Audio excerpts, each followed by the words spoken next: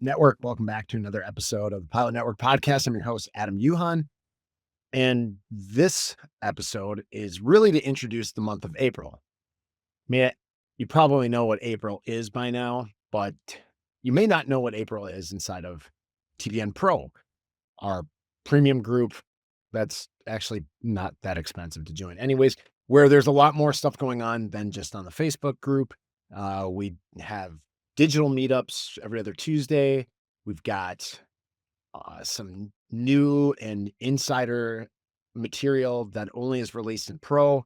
We're trying to develop some courseware work for people out there. I don't really know what that looks like yet, and kind of gives you inside knowledge and the ability to get rid of some of the noise that's on the rest of social media and just drill it down to what you need to make the life at work and outside of work even better when aviation is your profession and vocation, if you will. But April, let's talk about April. April is really our health and fitness month. We've got some really good guests coming up on the podcast. I recorded one a week or so ago that will be released soon. And we talk a lot about fitness on the road and just kind of getting ourselves right in a kind of foundational way. We're going to go into some other interesting topics. I'm hoping to get a guest on who is an expert in fatigue management and rest, sleep, that kind of stuff, and how we can do it on the road, how it affects professional pilots, especially those of us who do a lot of time zone crossing, international and cargo guys who are kind of night owl stuff, and how we can fight some of those issues that we have for circadian rhythm interruption, as well as talking about the mental health side of things and some of the things that you can do to better yourself, both at home and out on the line, which is becoming a more of a regular topic that people are talking about, which is really cool. And something that I think when we admit to ourselves and we kind of let the ego down a little bit, we could all use a little bit of support in that manner. That's not just our friend group, even though that really helps, but outside of our friend circles, just that kind of objective third party to chat with who's not necessarily knows us the way people that have grown up with us or have been friends for years and years and years do. So some of those things we're going to talk about. We've got some other things going on in Pro with our tactics, techniques, procedure Thursdays that we're going to throw out there that, in fact, we just had one that was delayed because of family vacation that was released. Kind of my road workout, which I'll throw out to you guys here in a little bit. I'm sure people have a ton of better ones, but for me, really works well when I run out of ideas or I'm sick of running on the treadmill or lifting weights or doing whatever, something to break up the monotony. And also it's something that I really enjoy doing to kind of get myself better when I get back to it. I should be able to start doing some of this stuff now at full speed. For those of you who listen to the podcast, I had shoulder surgery and I'm kind of almost back to 100%, which is awesome. And I wanted to make sure I was 100% before I went back to work and then start flying the line and, oh man, shoulder still hurts, et cetera, et cetera. So getting there and then kind of looking at the whole picture of that health and wellness piece and wrapping it up towards the end of the month. So that's kind of what the podcasts are going to be a little bit geared towards. I've got some other ones that I may intersperse throughout, call them bonus episodes, because a very popular thing that was discussed on Pro was career management and career pathways. I think that is something that has kind of become part and parcel with TPN as a whole.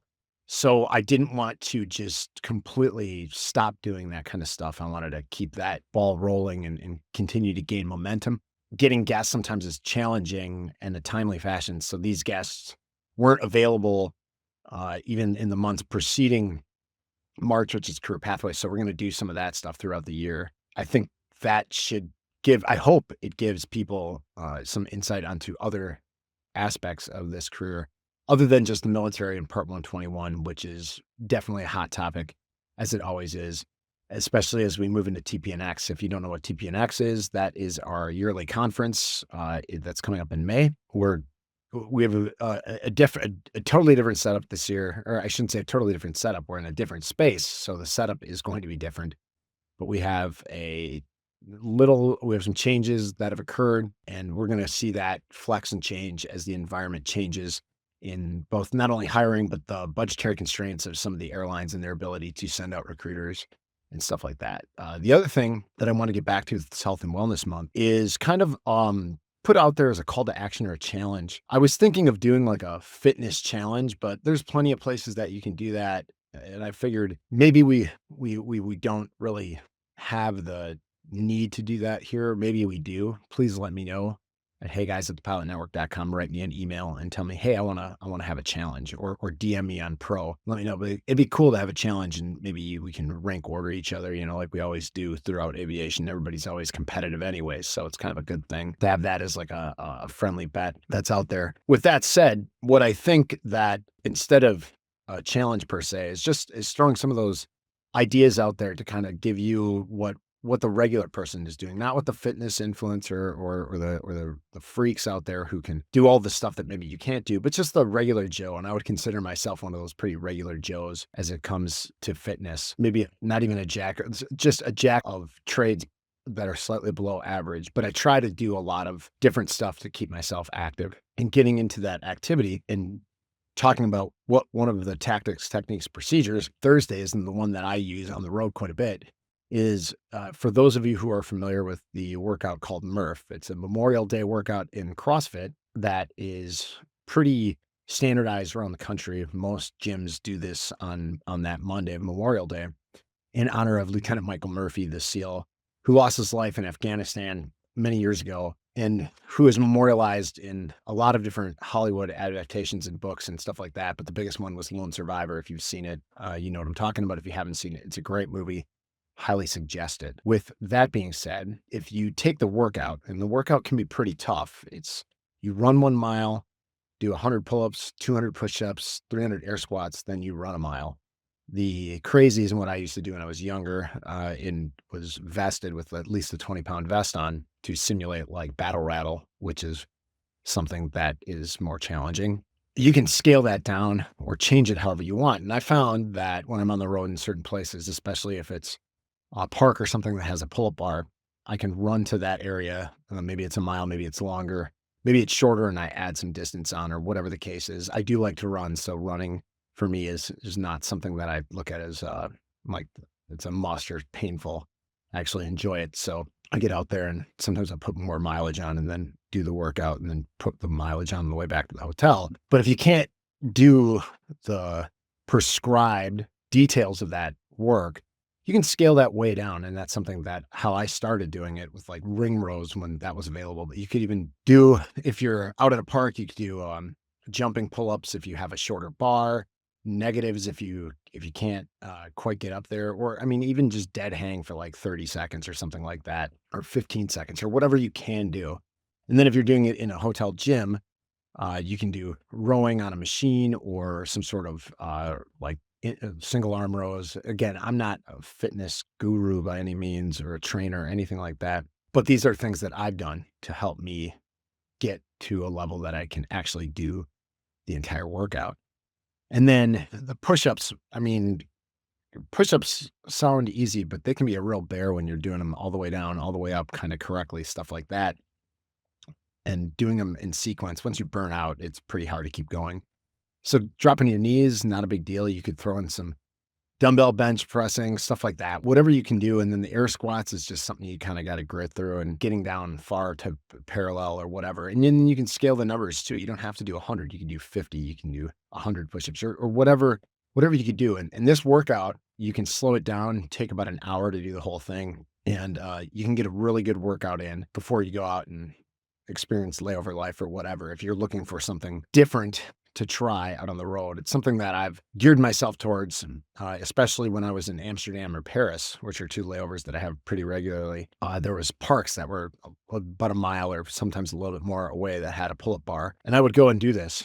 And it would really get me in kind of a great state of mind for kind of the rest of my day, quote unquote, out and about, going to have dinner and earning my beer or whatever it was, if you want to call it that. So it's something that I like to incorporate. And on Pro, we've had a couple other people chime in with what they'd like to do. But the bigger thing here is, I think, and this is something that we've all kind of known and I think we're gravitating more towards, is just being active, whether it's going out for a walk, not necessarily a slow walk, but like where you're sightseeing, but you're actually kind of pushing the pace a little bit, or just moving your body just a little bit more. And the reason why I bring this up is I personally don't want to be the 63-year-old pilot who doesn't really have much of a active lifestyle because I've been sitting for so long in the cockpit.